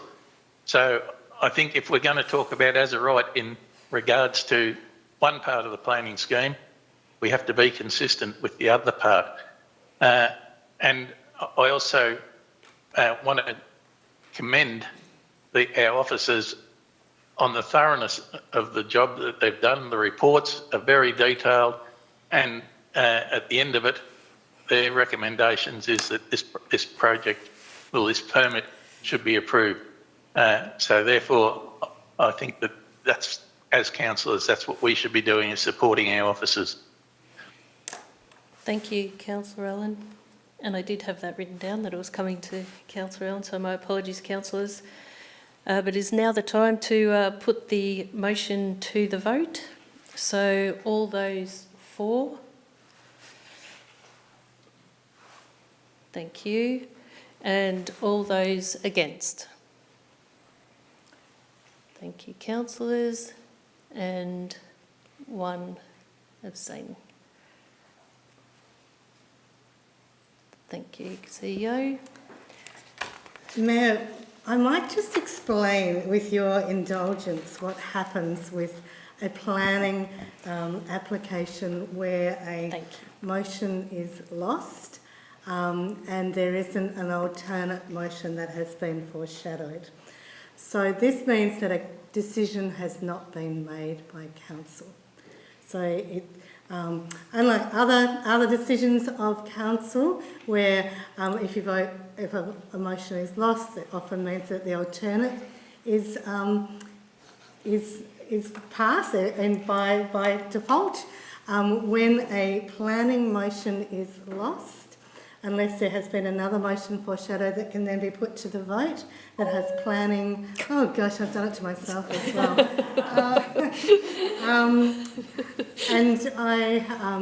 So it means that this will have to come back before council again for determination, because whilst we have lost a recommendation, we haven't got a clear recommendation to not approve the application and the planning grounds around that. So it's a bit of a strange one with planning applications, that this is what happens when a planning application is lost. We have our Manager of Governance online, who I'm just going to get to confirm that, and I understand that Councillor Cook has got a question as well. But I just thought it was worth us taking just a moment before people leave the chamber to understand what has happened here tonight. Thank you, CEO. So there's a couple of hands up in the room, and there's some faces in the crowd. So I'll just go to Michael, if I could, just to confirm with you, Michael, next steps. Thank you. Thank you, Mayor, and perhaps also the planning manager is also able to assist in regard to planning law element. So in effect, the council has not made a decision on this matter to issue a permit. And so it's now really up to the planning law process where the applicant has the ability, I understand, to make an appeal to VCAT, that the council has not made a decision in regard to the permit issue. But again, I defer to the planning manager who would have the specific expertise around what the current planning law will say about this specific circumstance. Thank you, Michael, and I'll now refer to Ms Chester for next steps. Thank you. I have to be completely honest. I've been in the job 6 months and this hasn't happened to me yet. Okay. So I'm not entirely sure. So, I'm sorry. It's a bit embarrassing, but I haven't had to deal with this yet. So I will take it away and work on what the next steps will be. I agree with Michael. I believe the applicant has the ability to do a failure to determine application through VCAT if they so choose. But as for what we do next, So just to confirm, what council's voted down was an approval. Yep. That doesn't automatically give a rejection. May I ask a question? Councillor Eastman? Governance question to the CEO or to Michael. So, given that probably to most people's surprise, the majority of councillors voted this down, and it's been left in the air, if you like, and I'm not sure whether this is the right place to ask that, but would there have been an opportunity to put forward an alternative motion against the motion being put during the meeting so that it could have been resolved during the meeting? For instance, a motion to refuse the permit. Had councillors done that during the meeting, then that would have resolved the issue. Is that the case? You still would have needed, through you, Mayor, you still would have needed planning grounds for a refusal. Yes. So that's why we always encourage councillors to work with the officers beforehand. However, you could have perhaps foreshadowed a deferral to bring it back to the next available meeting. But I think that's one that we can discuss offline. I think tonight a decision hasn't been made to approve the permit. Councillor Crook, I can see your hand is up. Question? Yes, just wanted clarification, Mayor, around the statutory timeframes, whether tonight's vote and therein the failure to determine would push us over the statutory timeframe. Let me check with Kalindi about timeframes. Thanks, Councillor Crook. thank you for your question through you, Mayor. We are well beyond the statutory timeframes for this application anyway, given that it had to go to PCM and there were quite a few hold points. So, we're at quite a few hundred days at this point, so I wouldn't be too concerned with our statutory timeframes with this one. I'll just have to work out if the clock starts again and I have anything I need to comply with after this. Okay. Yes, or whether in fact it's failure to determine, but that's something we can deal with later on. Thanks. Thank you, Councillor Crook, and thank you to Kalindi. CEO just confirming that we'll now wait and hear from Kalindi, and I'm sure Kalindi will be in touch with all parties. Thank you. Okay.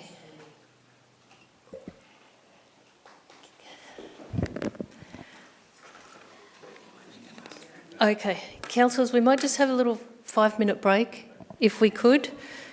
We're going to get Ms Johnson back into the room, and then we will start again. Thank you.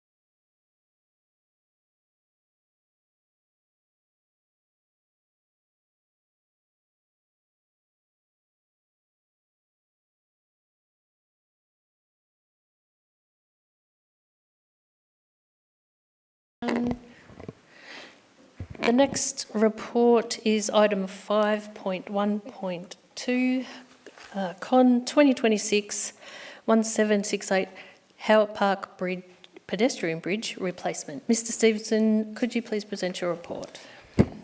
Thank you, Mayor, and through you. So, councillors, before you is a report titled Con 2026-1786, Howitt Park Pedestrian Bridge Replacement, Bairnsdale. So council has been asked to award a contract for Con 26-1786, replacement of a timber pedestrian bridge in Howitt Park, Bairnsdale, with a new steel concrete pedestrian bridge. A 2024 Level 2 inspection and subsequent 2025 structural assessment by engineers found significant deterioration, requiring pedestrian numbers on the existing bridge to be restricted to fewer than 20 at any time for safety grounds. Obviously, time's passed since then and continual deterioration of that structure has occurred. Repairing the existing bridge would not bring it up to current standards. The new bridge will have a 100-year design life and meet disability access requirements as well. A public request for tender was advertised on the 29th of April 2026 and closed on the 27th of May 2026. With 3 submissions received and assessed by a tender evaluation panel against council's weighted evaluation criteria. The tender evaluation panel recommendation and full tender pricing and evaluation details are provided in the confidential attachments. So this report is presented for your consideration. Thank you. Thank you, Mr Stevenson. So, councillors, there is confidential information in the attachments, so if we need to discuss any of that content, we'll just need to move into a closed session. But are there any questions of clarification? Okay, I see none.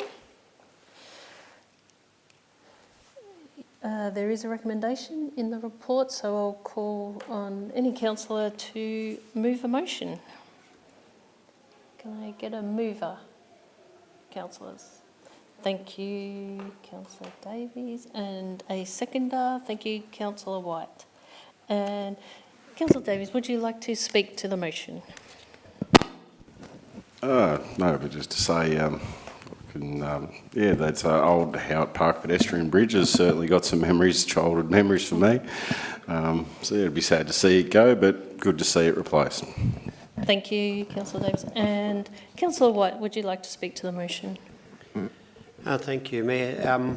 Look, it only seems like yesterday that we were informed by officers that the old bridge was not going to hold up much longer, and I would just like to say to the officers, well done on such a short time frame to get this new bridge proposal up and out to tender and get a successful tenderer, because that route from across the backwater from Howitt Park to the Botanic Gardens to the Lynn Bridge is a much used bridge, both for just people wanting to go for a stroll, and also every now and then there's an event. There's to see who can run a lap the fastest, etc. And that means that there's more than 20 people on the bridge at any one time. So I commend you, Chris, and your staff on just the speed at which you've managed to get this up, and that means that the public won't miss out on their walks. So thank you. Thank you, Councillor White. Councillors, is the motion opposed? Okay. Would any other councillor like to speak for the motion? Would any councillor like to speak against the motion? Okay, in that case, I will put the motion to the vote. All those for? Thank you, councillors. The motion is carried.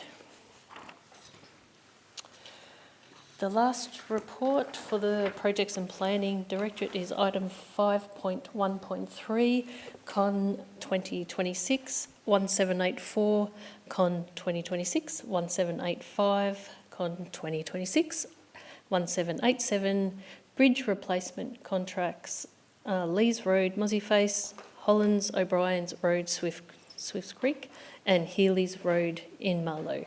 Mr Stevenson, would you please present your report? Thank you. Thank you, Mayor, and through you. So, councillors, before you is a report titled Contract Award Summary, Bridge Replacement Contracts Con 2026, 1784, 1785 and 1787. This report seeks council's endorsement to award 3 separate bridge replacement contracts, each replacing an ageing timber bridge with a new structure designed to a 100-year design life. Lees Road, Mossiface, Hollands, O'Brien's Road, Swiss Creek and Healeys Road, Marlo. So public tenders for all 3 contracts were advertised on the 22nd of April 2026 and closed on the 20th of May 2026, seeking Vic Road's pre-qualified level B1 contractors, and these tenders were evaluated by a tender evaluation panel against the weighted criteria. Each recommended tenderer achieved the highest overall evaluation score, reflecting proven bridge construction experience, sound delivery methodologies and strong local contribution to the Shire. The tender evaluation panel's recommendations and their full tender pricing and evaluation are provided in the confidential attachments. And just one additional point, councillors, might be worth noting is this represents the last 3 road bridges to be replaced. To current standards. Thank you. The report is presented for your consideration. And councillors, this report also contains some confidential attachments, so if there's any discussion, we need to let me know if you need to move into closed session. And I can see, is there any questions of clarification? Yes, Mayor. Councillor White. To you, Mr Stevenson, you may not be able to answer this, but I'm putting in a request to see if I can move this motion after following about 160 bridges over the years to be getting to the very last ones. It would be an honour if nobody jumps the gun. Thank you. That's sort of a question. Sort of a question, okay. Any other questions? Okay. Can I have a mover? Thank you, Councillor White. And a seconder looks like Councillor Buckley. Thank you. Councillor White, would you like to speak to the motion? Thank you, Mayor. This actually is, for me and probably quite a few other councillors, quite an exciting moment, and probably for the CEO and other staff, in that it's been a monumental effort to find the money to fund 100-year constructions of bridges now that we should not have to touch in our lifetime, that is for sure. And it's really great because being such a vast area and with so many timber bridges in such unbelievable places that we've got to the end now, and the last 3 are going to tender, and I think we should have a party.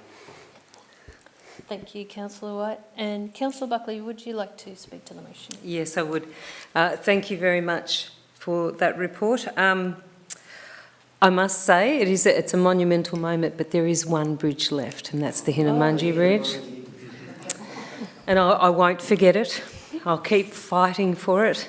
But I want to support this motion, councillors, because these bridges represent remote communities in our region, and I always fight for remote communities, and I think safety is paramount. Having safe bridges means that we have safety for people to be able to move for emergency services, etc. So well done, team, and it really is a milestone. So thank you, Fiona, for all your work that you've put into this before you were the CEO and now as the CEO. And councillors, I put the motion to you to support. Thank you, Mayor. Thank you, Councillor Buckley. Councillors, is the motion opposed? Would any other councillor like to speak to the motion? Okay. In that case, I'll now put the motion to the vote. All those for? Thank you, councillors. The motion is carried.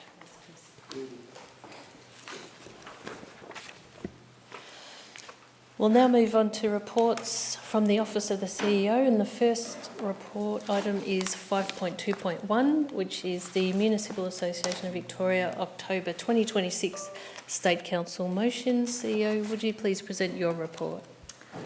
Thank you, Mayor, and through you.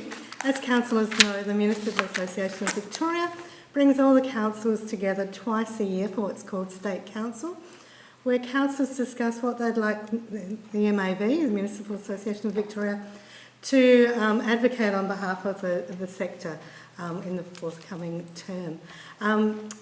Councils are invited to put forward motions. They must meet a range of criteria which are outlined in the report before you. And they must importantly have been considered and voted on and approved by the council through a formal meeting.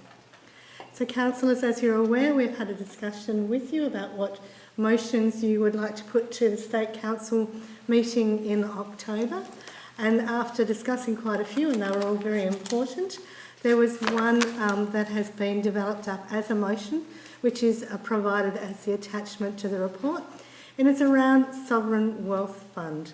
And I know it is an issue that this council has taken great interest in and believes that there's opportunities to see other funds raised for our community. The report and the recommendation is therefore before you to approve the Sovereign Fund Wealth motion as provided as attachment A. I'm happy to take any questions. Thank you, Mayor. Thank you, CEO. Councillors, are there any questions for the CEO in relation to the report? Okay, I see none. So there is a recommendation, so I'll now call on any councillor to move. Thank you, Councillor Buckley. And do I have a seconder for the motion? Thank you, Councillor Crook. Councillor Buckley, would you like to speak to the motion? Yes, I certainly would, and I think the rationale for this motion deserves to be read. Victoria's regional communities help support the national economy through agriculture, energy, transport corridors, resource-related activity, yet many councils do not receive a stable or proportionate long-term return to manage the local impacts of growth, extraction and freight movement. A model that invests royalties and returns dividend to communities would provide a practical way to convert finite and volatile resource revenues and other energy industries that impact communities into enduring public benefit for the current and future generations. This is based on the Norway Government Pension Fund Global, the world's largest sovereign wealth fund valued at over 2.2 trillion. And it's an example of a successful fund reinvesting its country's people in its people and its communities. So a sovereign wealth fund is about a simple principle, and that those finite public resources should create lasting public benefit. If wealth is generated from natural resources that belongs to current and future generations, then a fair share should be invested for current and future generations. Not just absorbed into annual budgets, not just spent once, but invested wisely, transparently, and with a clear focus on communities that experience the impacts. So this motion asks the MAV to advocate for a better model, one that supports long-term planning, intergenerational equity and a fairer return for regional areas, because, councillors, we need our fair share into the regions. We haven't had it for a very long time, and I think it's incumbent upon us as councillors to stand up and fight for that right and for our region and for our people. So this isn't about replacing existing funding, it's about adding a stronger, more reliable foundation for the future. So I think that we should support this motion because it speaks directly to fairness, responsibility and legacy. It says regional communities shouldn't just bear the impact of national prosperity, they should share in its long-term benefit. So I ask councillors today to support this motion and to stand, especially in this time where we're coming up to an election. It's time to make very strong points of advocacy for this region and for all of our regional areas in Victoria. So I put the motion to you. Thank you, Matt. Thank you, Councillor Buckley. And Councillor Crook, would you like to speak to the motion? Yes, I would. Thank you, Mayor. Just briefly to say, look, it's no secret to the councillor group and hopefully those in the community that a significant proportion of our state and our nation's natural wealth is being exploited by private, often overseas-owned companies, for which in many cases they currently pay zero tax. So while I pay tax and all our businesses in East Gippsland pay tax, these large, often petroleum companies currently pay no tax, and we believe that this is an opportunity for them to pay their fair share and for some of that money to be used for municipal associations like our own to deliver services for communities, not in replacement of our existing revenue streams, but in addition to do things like fix roads. So I'm happy to support the motion. Thank you, Mayor. Thank you, Councillor Crook. Councillors, is the motion opposed? Thank you, Mayor, and through you. I'm not opposing the motion per se. I'm more raising some concerns I have around it. I acknowledge Councillor Buckley and Councillor Crook's intentions regarding a sovereign wealth fund, and certainly hope that we end up seeing what we should be getting for the resources we have on public land, which is being called for by people right across the country and effectively being ignored by government. I acknowledge that this is talking about income in addition to what is being charged already, and recognises that mining companies, or not all extraction companies, are benefiting at our cost, and we are often being left to fill the gap, to fix the mess. And we've seen that in the Latrobe Valley, we've seen it at Benambra Mine, we see it far too often. I think it's a fantastic initiative, and I do hope that it's picked up, but I would caution against relying on that in the long term when we've got so many existing issues already in relation to the extractive industries, and the fact that communities have got hundreds and hundreds of unrehabilitated sites across Victoria and Australia, where people have taken profits and walked away and left the community to pay the costs. My concern with the motion as it stands is that the lure of apparent wealth and riches might be a disincentive to actually consider the real impacts of these projects in different areas. So too many people, and we've seen that in projects generally across Victoria and other places, you could name quite a few in the big build, where people get excited about a proposal, they think there's going to be money coming out, gold lining the streets. Before you know it, they've invested in a project and left with a very high expense and very little real return. My caution is only that we don't assume that there's going to be wealth.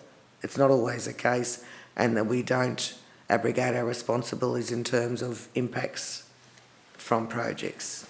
Otherwise, I think that the fund is a great idea if it's in addition, and if we don't use it as a disincentive for actually looking at all the costs associated with projects. Thank you. Thank you, Councillor Eastman. Councillors, I'll just check, is there any other councillor that would like to speak for the motion? Okay.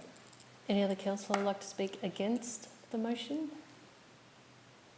In that case, I'll hand back to Councillor Buckley for a right of reply. Councillor Buckley.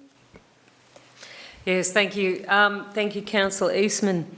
I guess royalties to regions come to mind when you're starting to talk about what getting our fair share would look like and I think Western Australia had a very similar project, which ensures that there is a response to environmental impacts, etc., when it comes to extractive industries, and making sure that they leave our environment in a suitable and fair condition after the work has been done. We live in a society where we need these resources and critical minerals, etc., but I do certainly understand the community impacts. I think this motion, Councillor Eastman, is very clear that it will not replace existing sources of revenues. It's clear in its intent, and I believe that it should be supported as such. So I acknowledge your concerns. However, I think that the MAV, if it will accept our notice of motion, and if it does actually advocate and achieve anything once the motion gets there, then we could see a benefit to all regional communities if they pick up this motion as it is for a sovereign wealth fund. I think it's an interesting one because I've got to make it very clear, as far as a socialist goes, I couldn't be further away from a socialist, but I do believe that we do and we should expect that some of our wealth is retained for our communities. So I will put the motion to the councillors and I ask for your support. Thank you, Mayor. Thank you, Councillor Buckley. So, councillors, I'll now put the motion to the vote. All those for? Thank you. Those against? Abstaining. Thank you, Councillor Eastman. Okay, we'll now move on to reports from the Business Excellence Directorate. The first report item is 5.3.1, which is the provision of banking and associated services. General Manager, Business Excellence, Ms Johnson, would you please present your report? Thank you very much, Mayor. So the key points for the report tonight for Council's consideration are: Council's banking services are provided through the Victorian State Purchasing Contract, under which there is the Commonwealth Bank, the National Australia Bank and the Westpac Bank are competitively appointed to the panel following a state-led tender process. What that means for us is that there's procurement compliance, it's efficiency in process, there's value for money because the pricing terms and conditions have been tested, and there's obviously reduced risk to us. So the current contract that we have with the National Australia Bank expires on the 30th of September 2026, and the recommendation tonight is to exercise the first available extension option, which would be to continue our banking arrangements with NAB for a further 2 years. A comparison of the three panel banks were undertaken and the differences between them were negligible.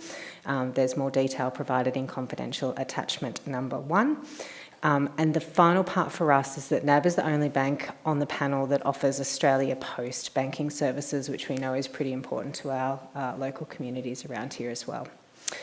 Also present tonight, I have Ernest Mand, who is our Chief Finance Officer, for any technical questions you may have. Thank you, Mayor. Thank you, Ms Johnson. Councillors, this report contains confidential information as well, so please let me know if we need to move into a closed session. But are there any questions of clarification in regard to the report or the recommendation? Okay. In that case, could I have a councillor to move the motion, please? Okay. Councillor Travaskis, and someone to second the motion? Thank you, Councillor Allen. Councillor Travaskis, would you like to speak to the motion? I think that the fact that they have the Australia Post involved is a big thing, especially for out places like Buchan or whatever else. That's a big plus in my mind, and that puts them above the others. Thank you. Councillor Allen, would you like to speak to the motion? Thank you, Mayor. Look, we've been with the National Bank all my time on council, and I don't think we've had any major issues. So I think that we need to continue the relationship. Thank you, Councillor Allen. Councillors, is the motion opposed? Okay, I see none. Would any other councillor like to speak for the motion? Any against the motion? I see none. In that case, I will put the motion to the vote. All those for? Thank you, councillors. The motion is carried.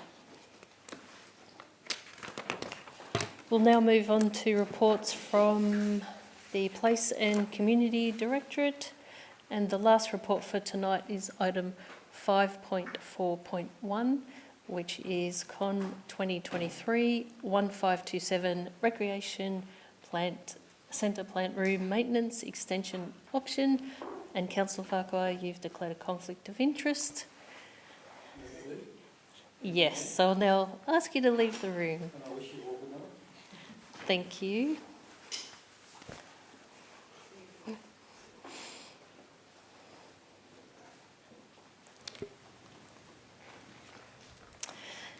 And Executive Manager, Place and Community, Mr Richards, would you please present your report? Thank you. Thank you, Mayor. So, councillors, this report seeks approval for a 12-month extension to the Recreation Centre plant room maintenance contract. The contract provides specialist maintenance services for critical plant and equipment at council's recreation centres, which underpins safe, reliable and compliant operation. It includes water treatment, filtration, heating and chemical dosing systems. Extending the contract through to August 2027 will provide continuity of service, help maintain compliance and minimise operational risks. With me tonight I have Chris Wayne, who's the Manager of Recreation Facilities and Services online, who's available to answer any technical questions. So the report is presented for your consideration. Thank you. Thank you. Councillors, this report also has some confidential attachments, so just let me know if you'd like to move into a closed session. But are there any questions of clarification in relation to the report or the recommendation? Okay, I see none. In that case, I'll call on a councillor to move a motion. Thank you, Councillor Buckley. And do I have a seconder for the motion? Thank you, Councillor Allen. Councillor Buckley, would you like to speak to the motion? Just briefly to say that our rec centres contain complex and plant equipment that has to be maintained for safety and to ensure that we provide a really good service to the community. And these systems require specialist maintenance. So I have to say this is part of our nuts and bolts of what we do here, councillors. So I support the motion. Thank you, Councillor Buckley. And Councillor Allen, would you like to speak to the motion? Thank you, Mayor. Look, prompt maintenance is often called for in all of our recreation centres, and we need to make sure that it's available. So I commend this motion. Thank you, Councillor Allen. Councillors, is the motion opposed? Okay, I see none. Would any other councillor like to speak to the motion? Okay, I see any. No, I'm going to move us on to voting for the motion. All those for? Thank you, councillors. The motion is carried. The next item on our agenda is urgent business. CEO, I believe there is no urgent business. No urgent business, Mayor. Thank you. And we're on to confidential business, and I believe there's no confidential business either for tonight's meeting. Mayor.